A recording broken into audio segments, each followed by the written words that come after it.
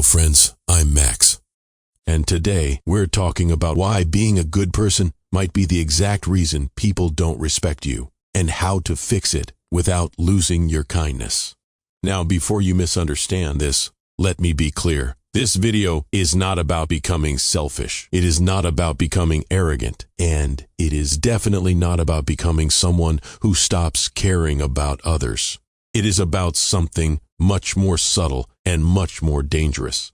It is about understanding how people actually respond to your behavior, not your intentions. Because intentions don't shape your life, patterns do. And most people who identify as good are stuck in a pattern that slowly erodes their self-respect without them noticing. Let's break it down. Part 1. The good person identity trap. At some point in life, you probably built an identity. I am a good person. And on the surface, this sounds like something powerful, something positive, something stable, because this identity gives you a clear internal rule book for life. Help people when they need you. Avoid unnecessary conflict. Be understanding even when you are tired. Stay kind even when you are not treated kindly. Say yes when someone depends on you. At first, this identity feels like strength. It gives you direction. It gives you purpose. It gives you a sense of moral stability in a world that often feels unpredictable. And something interesting happens early on. People respond positively to it. They like you. They trust you. They feel safe around you. They describe you as nice, helpful, reliable. And socially, this becomes rewarding. You become the person others go to when they need something fixed, solved, or emotionally supported. You become the reliable one, the understanding one, the always there person. And at this stage, everything still feels aligned. But here is where the shift begins, and most people never notice it while it's happening, because it doesn't feel like a change, because it feels like normal life. Slowly, quietly, almost invisibly, you start confusing being a good person with being constantly available. And that difference is not small. That difference changes the entire structure of how people relate to you. Because being a good person is a value, but being available all the time becomes a pattern. And people don't respond to your values. They respond to your patterns. So over time, something subtle starts to form in your relationships. People don't just see you as kind anymore. They begin to assume you are accessible, not if you are free, but whenever I need you. And this is where the psychological trap begins to form. Because availability without boundaries does not remain kindness for long. It slowly transforms into expectation. And expectation is dangerous because it quietly removes choice from the relationship. At first, it starts small. A message you feel pressured to reply to immediately. A favor you didn't really want to do but still agreed to. A situation where you were tired but still showed up anyway. You tell yourself, it's fine, I'm just being a good person. But internally, something else is happening. You are teaching people how accessible you are, not through what you say, but through what you consistently tolerate. And once people learn that you rarely say no, they stop checking whether you are available. They start assuming that you are. And this is the turning point most people miss completely, because now your goodness is no longer interpreted as a choice. It becomes a default expectation in other people's minds. And when expectations form, something very important disappears. Appreciation starts to decrease, not because people are bad, but because human psychology adapts to consistency. What is always available becomes mentally cheap. What is always present stops feeling special. And without realizing it, you shift from being valued to being used as a resource. At this stage, you may still feel like you are doing the right thing, but internally, you might also start feeling something harder to explain. Slight resentment you can't justify. Quiet exhaustion you don't express. A feeling that you are always there for others, but not really seen. And yet, you continue because your identity is still in control. I am a good person. So you override your discomfort. You ignore your limits. You continue being available, even when it costs you. And the most dangerous part is this. No one around you will tell you this is happening. Because from the outside, you still look like the nice person. But internally, the structure has already changed. Kindness has slowly turned into obligation. And obligation, if left unchecked, turns into silent resentment. That is the trap. Not becoming a bad person, but becoming a person who is always good at their own expense. Part 2. The invisible social law of value. There is a psychological rule that quietly governs almost all human interactions. Most people never consciously notice it, but they constantly respond to it. People value what they have to adjust for. Let that sit for a moment. Because this single principle explains a huge amount of how respect, attraction, and social influence actually work in real life. Think about it carefully. If something is rare, it feels valuable. If something is difficult to access, it feels important. If something is unpredictable, it gets attention. If something is always available, it becomes normal. And normal in human psychology is dangerous because normal things are not appreciated. They are assumed. Now apply this rule to yourself, not as an idea, but as a pattern. If you are always reachable, always responding quickly, always emotionally available, always willing to help, always saying yes, then something subtle begins to happen in how people perceive you. Your presence becomes predictable. And predictability sounds harmless, but socially it has a hidden cost. Because when people can fully predict your response, your reaction, your availability, they stop adjusting for you. And when people stop adjusting for you, they stop valuing you at the same level. Not because they consciously decide to disrespect you, but because nothing in your behavior signals limitation anymore. And the human brain is extremely sensitive to limitation. We assign value based on resistance. No resistance, no perceived value. That's why effort matters in human psychology, not just in achievement, but in relationships too, because effort creates psychological weight. Now here's where most people misunderstand this.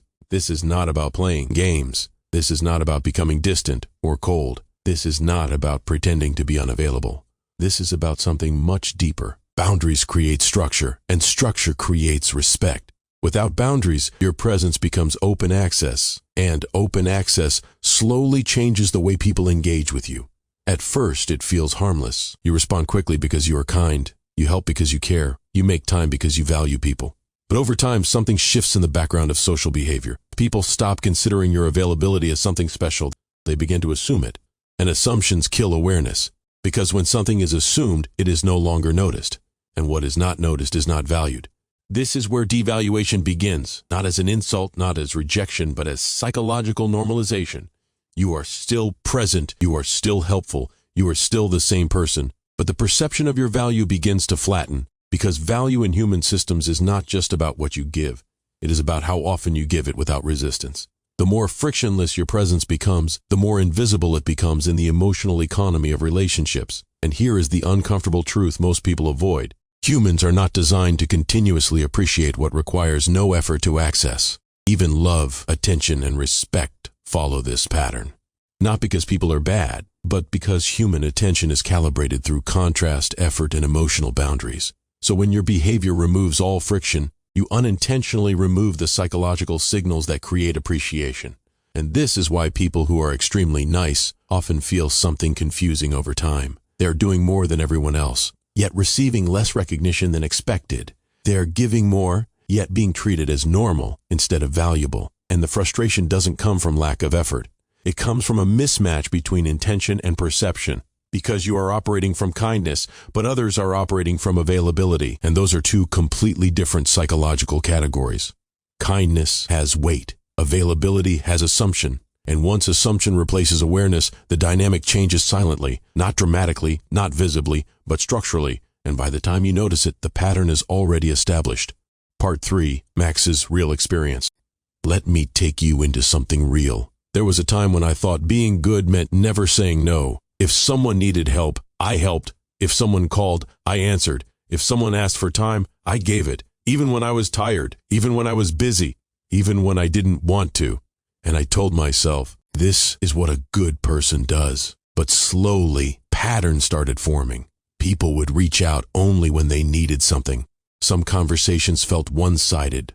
Some relationships felt transactional.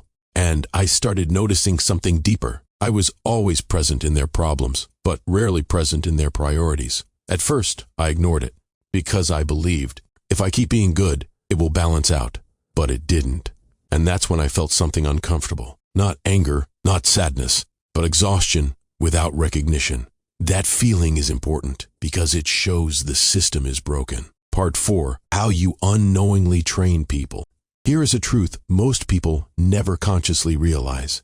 Every time you interact with someone, you are training them how to treat you. Not through speeches, not through explanations, not through intentions, but through repetition.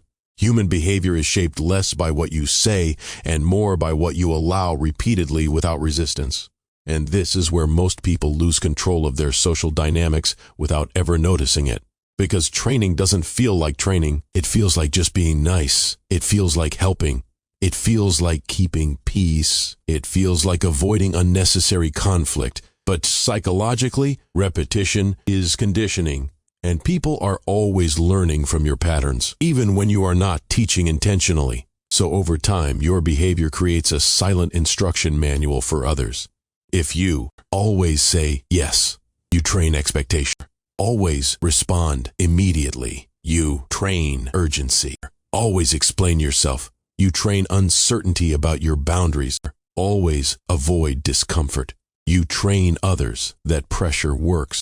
Always ignore your limits, you train permission to exceed them. And none of this happens consciously on their side. People don't sit and analyze you, they simply experience consistency. And the human brain is designed to automate patterns it can rely on. So they adapt, slowly, naturally, automatically. At first, it's subtle. A small request here, a slightly bigger favor there, a quicker expectation of response, a more casual assumption of your availability. And because each step feels small enough, you rarely interrupt it.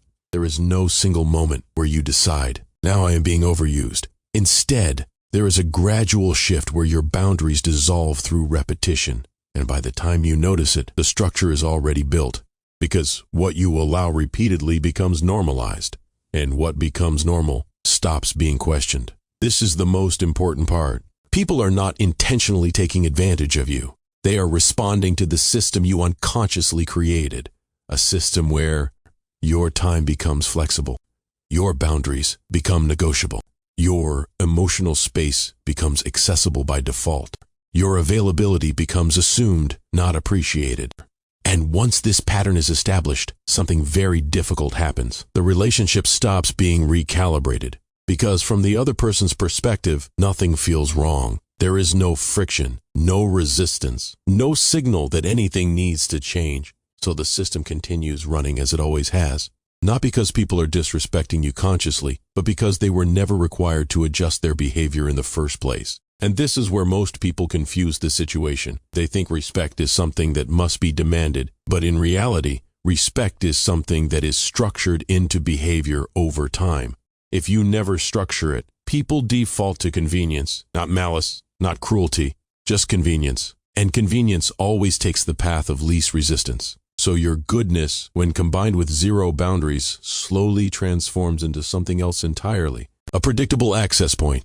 Not a respected presence, not a protected space, but a system where access is assumed and interruption is acceptable. And the most difficult part is this. Because it happens gradually, you rarely see the exact moment it changed. You only notice the outcome. And by then, reversing the pattern requires more effort than building it ever did. Part 5, the breaking moment. Most people don't recognize this pattern while it's forming. They don't see the gradual shift. They don't notice the slow normalization. They don't identify the emotional cost building underneath. They only realize it at a breaking point, and that breaking point is rarely dramatic. It's usually quiet, ordinary, almost invisible. For me, it was a simple moment. Someone asked for something again. Nothing unusual, nothing aggressive, nothing different from before, but something inside felt different. Not anger, not frustration, something more subtle. Resistance, that internal pause where your mind doesn't immediately move into yes mode like it used to. And that feeling was unfamiliar, because for a long time my response had been automatic. Help, adjust, agree, accommodate. But in that moment, the automation broke. And I noticed something I had ignored for a long time. I am always the one adjusting.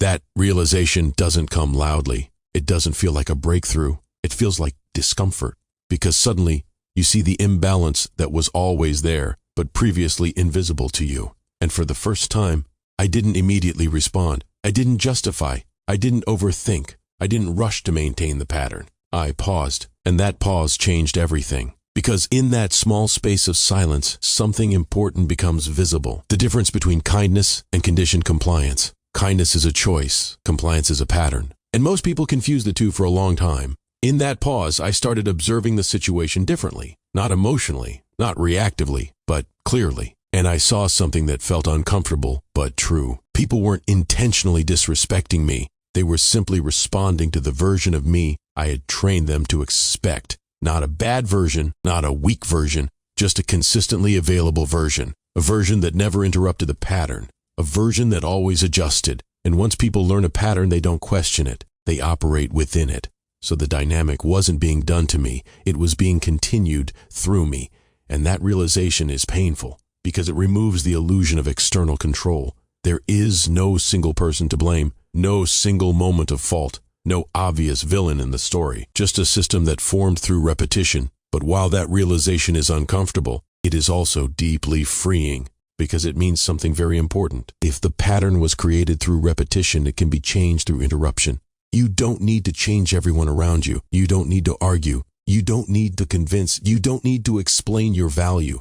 You only need to change the signal you consistently send. Because people don't respond to your intentions, they respond to your patterns. And once the pattern shifts, even slightly, the system begins to reorganize itself. Not instantly, not perfectly, but inevitably. And that is the turning point most people miss. Not when they get tired, not when they get frustrated, but when they finally pause long enough to see, this is not who I am. This is what I have been allowing. And from that point onward, everything becomes a question of structure, not emotion. Not, why are people like this? But, what behavior have I been reinforcing without realizing it? That is where real change begins. Not in confrontation, but in correction of pattern. Part 6, kindness versus people-pleasing. This is where most people get confused. So let's separate two things clearly. Kindness, intentional, chosen, grounded in self-respect, sustainable, people-pleasing, fear-based, reactive, boundaryless, draining. Kindness says, I want to help. People-pleasing says, if I don't help, I might lose approval. And that fear is what creates imbalance, because fear removes choice. And without choice, there is no real kindness, only obligation. Part 7, why good people lose respect. Here is the uncomfortable truth. People do not respect unlimited sacrifice. They may appreciate it, they may benefit from it, but they do not necessarily respect it, because respect is not built on sacrifice. It is built on structure. Structure of boundaries. Structure of self-control. Structure of emotional stability. When you lack structure, people unconsciously feel this person is always available, and availability without structure reduces perceived strength. Not because you are weak, but because your signals say you have no limits. Part 8, the internal costs you don't see. There is also a hidden cost most people ignore. Every time you say yes when you want to say no, stay silent when you should speak, over-explain your decisions, ignore your emotional fatigue. You are not just helping others. You are slowly disconnecting from yourself, and over time, this creates resentment, burnout, emotional confusion, loss of self-trust, because your actions stop reflecting your needs. And when actions and needs disconnect long enough, you lose clarity on who you are. Part 9, the turning point system. Now, let's make this practical, because awareness without action changes nothing. 1, the delay rule. Never respond immediately to requests. Say, let me check and get back to you. This breaks automatic compliance. 2, the short answer principle. Stop over-explaining. Instead of, I'm really sorry, I would love to, but I have so much going on. Say, I can't. Clarity builds respect. 3, the energy filter. Before agreeing, ask, am I doing this from alignment or pressure? If it's pressure, pause. 4, the self-respect test. Ask, if someone I respected acted like this, would I admire them? If the answer is no, reconsider the action. Part 10, what happens when you change? At first, when you start setting boundaries, some people will react. Some will test you. Some will adjust. But something important also happens. The right people respect you more, and the wrong patterns fade away. Because clarity filters relationships. And this is the part most people miss. Boundaries don't push good people away. They reveal who was never respecting you in the first place. Final lessons. 1, reaction reduces control. Pause increases power. 2, emotional silence is not weakness. it is strategy. 3. Respect is built through stability, not intensity. 4. Most conflicts are tests of emotional control. 5. The person who controls response controls outcome. If you enjoyed this journey, don't forget to like the video and subscribe to the channel. Hit the bell so you never miss a story or a lesson from me, Max. Let's keep learning, growing, and evolving together.